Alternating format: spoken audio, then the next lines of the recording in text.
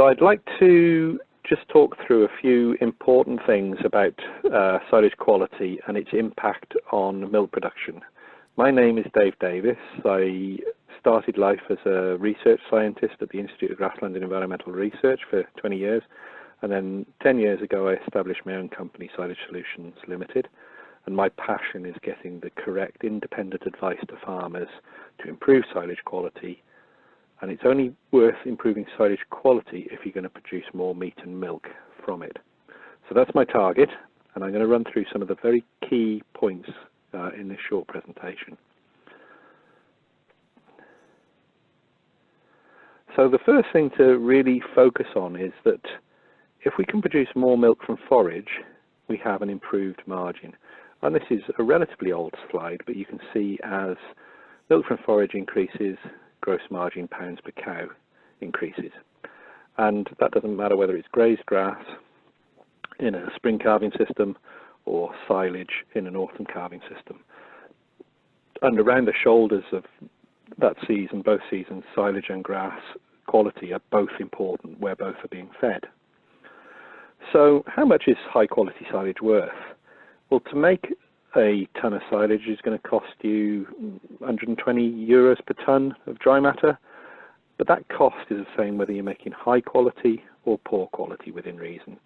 So if we just use an example of 1,000 tons of silage at 30% dry matter, that's 300 tons of dry matter. If we make it at 10.5 ME compared to 11.5 ME, well, our 11.5 ME silage will have 300,000 megajoules extra energy within that 1,000 tons. That's, if we take the figure of 5.3 megajoules to produce a litre of milk, that's 56,600 litres more milk from silage. And if that's your milk price is 31 euro cent, then that's 17,500 euros. But that's only the start of the story. If we follow on, actually with 300,000 extra megajoules, that's equivalent to around 23 tons of concentrate. 23 tons of concentrate, depending on the season, going to cost you somewhere between 5,750 to 7,360 euros. So therefore, the overall cost benefit by improving your silage quality by 1 megajoule, if we add those all up, it comes to around 23 to 25,000 euros per 1,000 tons of silage. And now, like I said, that's just the costs. But when we feed more forage, ruminants evolve to eat forage, the rumen works better, you have less production diseases, you have healthier cows, you have a lower vet bill. And that, again, improves your margin where we can feed more quality silage. Now I can hear a number in the audience saying spring calvers, silage isn't important. Well, actually, yes it is, because immediately post-calving, silage is your main feed. And high quality silage drives intake.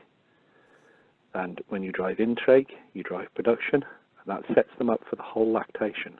So if you're starting that lactation on silage and hoping to move very quickly into a grazed grass ration, you want them to have that intake potential, and that can be set up very nicely with silage.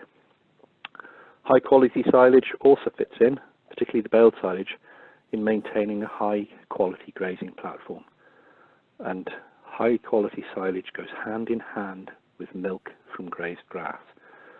So take home message today would be high quality silage is good, irrespective of what time of year you're feeding it.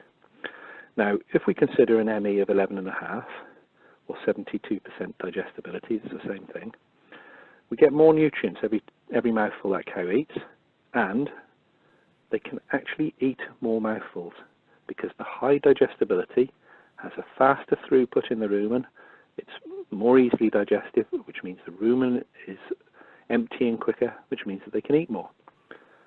We also need to focus on the protein, and the target should be 17% crude protein. I haven't got time to go into fertiliser. Not such an issue in Ireland as it is in the UK, but some farms are under fertilising. When you're putting on, when you want high quality silage, you need to put on enough nitrogen for that plant to be able to make the nitrogen, the crude protein. We need to cut the young grass, leafy before stem seed emergence. and we need to wilt rapidly to 28 to 30% dry matter. And you probably wouldn't believe it, but 6% dry matter losses occur in the field when you have a slow wilt. And that 6% loss is predominantly sugar, and sugar is one of the most easily utilizable and one of the most important nutrients in high quality silage and grazed grass.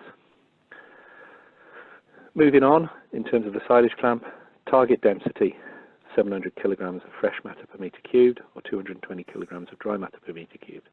So this means even layers, 15 centimeters thick, compacting as you go, consistent compacting from start to finish, sheeting quickly, side sheet, oxygen barrier, and then the top sheet, and making sure we have enough top weight. And then when we come to the feed out time, making sure we can get across that clamp face ideally in 3 days, but a maximum of 5. And that we have sharp feed out equipment to maintain a clean face and keep that quality. So those last two slides show the very simple key targets, but I cannot emphasize enough the importance of that quality and the importance of the fermentation.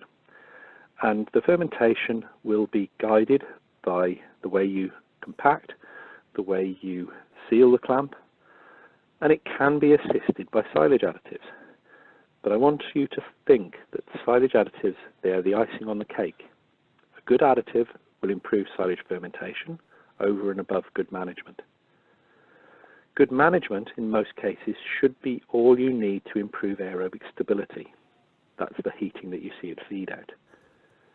But a good additive can add to the preservation process in the silage clamp. And the better your silage management, the greater the return on investment of a good additive. Now in the marketplace, everybody's telling you about using a good additive, and everybody's additive that they're trying to sell you is a good additive. Well, in my opinion, what does a good additive look like? The first thing, and this is the most important thing, for the Irish conditions, lush green grass, lower dry matter, lower levels of sun, we need homofermentative bacteria, none of the heterofermentative. So the sort of bacteria I'm talking about, the main one would be Lactobacillus plantarum. Other species also homofermentative are Pediococcus pentaceous, Pediococcus acidilactici, or Lactococcus lactis. But like I said, the main one would be Lactobacillus plantarum. The second most important thing is that they need 1 million bacteria applied per gram of forage application rate. And we need 1 million in the west of Europe because we've got overcast conditions, high levels of undesirable bacteria. We need to dominate that fermentation. And they really should not contain any of the heterofermentative bacteria, either alone or in combination, because the heterofermentative bacteria have a poorer fermentation, and I categorically would insist that no heterofermentative bacteria should ever be used on 30% dry matter grass, less than 30% dry matter, or baled silage. So just as my last slide in this presentation, there is the list of the heterofermentative bacteria that have crept into probably 85–90% of silage additives, alongside things like Lactobacillus plantarum, but they start to reduce the quality of your fermentation and the ability of your cows to produce more milk as a result of your silage additive. So if we use a good additive with 1 million homofermentative bacteria applied per gram of forage, we have a number of benefits. The first one is that we have a better fermentation. We reduce the dry matter losses. That should actually pay for the additive itself. The cost of those losses should pay for the cost of the additive. And when we have dry matter losses, we're actually losing the most nutritive part. So there's a lot of work showing improvements in sugar content with a homofermentative inoculant, reduction in ammonia concentration, improvements in true protein, which are utilized better by the cow and can then produce more milk. And the final part of that jigsaw is that because lactic acid is actually gives the silage a nice aroma, you can promote a better intake. Whereas fermentation products like acetic acid, butyric acid and higher levels of ammonia have an unpleasant smell, which has an impact on the cow's desire to eat so much. So we have an improvement in intake where we have a good homofermentative inoculant. So more intake, more production from every mouthful they eat, lower dry matter losses, all adds up to a cost benefit of using a good additive. So just as a roundup, high quality grass will make high quality silage, cut at the early stage of growth, make sure we've got our protein levels where we need them, up at around that 17%. Good silage management, rapid wilt, good sealing, good compaction, and then the additive, the right additive, is the icing on the cake. Thank you very much.